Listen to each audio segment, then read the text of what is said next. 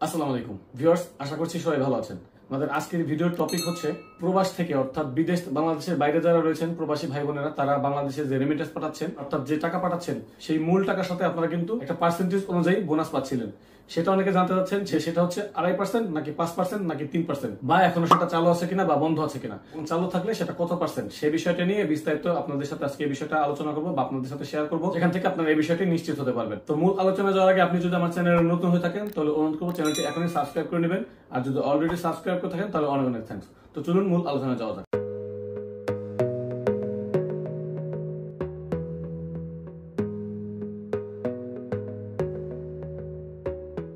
তো ভিউয়ার্স, আপনারা কিন্তু জানেন যে আমাদের বিগত সরকার 2021 বা 22 সালের দিকে এই ইনসেনটিভ পার্সেন্টেজ যেটা এটা কিন্তু চালু করেছে, অর্থাৎ রেমিটেন্সের উপরে বোনাস। শুরুর দিকে এটা পার্সেন্টেজ ছিল হচ্ছে 2%, অর্থাৎ আপনি 1 লক্ষ টাকা পাঠালে সেখান থেকে 2% অনুযায়ী 2000 টাকা বোনাস পাবেন।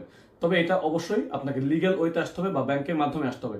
সেটা আপনি যদি হুন্ডির মাধ্যমে টাকাটা পাঠান, অর্থাৎ আপনার ব্যাংক অ্যাকাউন্টে টাকা এসেছে ঠিকই বিদেশ থেকে, কিন্তু সেটা হচ্ছে হুন্ডির মাধ্যমে। হুন্ডি যেটা নিশ্চয়ই আপনি এই বিষয়টি জানেন, হুন্ডি হচ্ছে বিদেশে আপনার যে লোকটা রয়েছে সেই লোকটা হচ্ছে ডিরেক্টলি ব্যাংকে গিয়ে বা এক্সচেঞ্জ হাউসে গিয়ে টাকা না দিয়ে, লিগ্যাল ওয়েতে না দিয়ে, সে তার রুমমেট বা তার পরিচিত কাউকে সে ওই দেশের মুদ্রাগুলো দিয়ে দিচ্ছে এবং বলছে যে এই টাকাটা তার এই টাকার পরিবর্তে বাংলাদেশে যে টাকা হয় সেই টাকাটা উনি আপনার অ্যাকাউন্টে জমা দিয়ে দিবেন। এবং সে যেটা করে সেটা হচ্ছে বাংলাদেশ, সে ওইখান থেকে ওই বৈদেশিক মুদ্রাগুলো সে তার হাতে রেখে দেয়, এবং বাংলাদেশ থেকে কেউ একজন তার পক্ষ থেকে যিনি বেনিফিশিয়ারি অর্থাৎ যার অ্যাকাউন্টে টাকাটা যাবে তার অ্যাকাউন্টে টাকাটা জমা করে দেয়। তো মাঝখান থেকে এর সাথে 3টা পক্ষ জড়িত থাকে। যে টাকা পাঠায় তিনি হচ্ছে সেন্ডার, এবং মাঝখানে যে কাজটা এই টাকা পাঠানোর কাজটা করে সে হচ্ছে হুন্ডি ব্যবসায়ী, এবং যিনি যার অ্যাকাউন্টে টাকাটা আসে সে হচ্ছে বেনিফিশিয়ারি বা সুবিধাভোগী। তো এই 3টা পার্টির মাঝখানে সেই হুন্ডি ব্যবসায়ী বাদ দিয়ে আপনি যদি ব্যাংকের চ্যানেল ইউজ করেন, অর্থাৎ ব্যাংকের মাধ্যমে লিগ্যাল ওয়েতে ডিরেক্টলি ফরেন রেমিটেন্সটা আপনার অ্যাকাউন্টে আনেন, সেক্ষেত্রে আপনি এই বোনাসটা পাবেন। এটা হচ্ছে সরকারের দেওয়া শর্ত।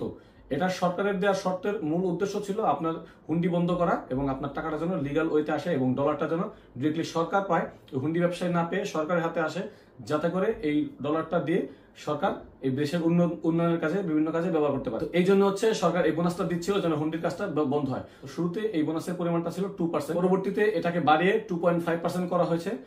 কিন্তু 2024 সালের এই লাস্টের দিকে অনেকের মধ্যে এই নিউজটা ছড়ানো হয়েছে যে হচ্ছে ব্যাংকের মাধ্যমে 5% বোনাস দিচ্ছে বা 5% ইনসেন্টিভ দিচ্ছে রেমিটেন্সের উপরে। তো এই বিষয়টা হচ্ছে 5% কিন্তু ফ্ল্যাট না, 2% এবং 2.5%টা কিন্তু ফ্ল্যাট দেওয়া হচ্ছিল। ফ্ল্যাট মানে এটা আপনার লিগ্যাল ওয়েতে আসলে, ব্যাংকের মাধ্যমে আসলে প্রত্যেকটা রেমিটেন্সে 2.5% বোনাস থাকবে। অর্থাৎ আপনার যদি 10,000 টাকা রেমিটেন্স আসে, 10,000 টাকা আপনি 250 টাকা বা 200 টাকা বা 250 টাকা আপনি পার্সেন্টেজ অনুযায়ী, তখন যেই পার্সেন্টেজটা অ্যাক্টিভ থাকে সেই পার্সেন্টেজ অনুযায়ী আপনি একটা বোনাস পাবেন। তবে সেটা যখন 5% করা হলো, সেখানে বাংলাদেশ ব্যাংক শর্ত দিয়ে দিচ্ছিল যে হচ্ছে আপনি 5% পর্যন্ত যে কোনো ব্যাংক চাইলে এটা দিতে পারবে। তবে 2.5% যেটা 0.5% এটা হচ্ছে ফিক্সড। এটা সরকার থেকে বাধ্যতামূলক করা হয়েছে যে 2.5% দিতেই হবে প্রত্যেকটা ব্যাংকে, এবং 5% পর্যন্ত কোনো ব্যাংক যদি চায় যে নিজের থেকে এটা দিবে, চাইলে সে করতে পারবে। তো এই বিষয়টা আমি সুন্দর একটা উদাহরণ দিয়ে আপনাদেরকে বোঝাই। ধরুন আপনার ইসলামী ব্যাংকের অ্যাকাউন্টে আপনার বিদেশ থেকে আপনার ভাই টাকা পাঠাচ্ছে 1 লক্ষ টাকা। তো সেখানে সরকারের বর্তমান শর্ত অনুযায়ী আপনি 2.5% অর্থাৎ 1 লক্ষ টাকায় 2500 টাকা বোনাস পাচ্ছেন।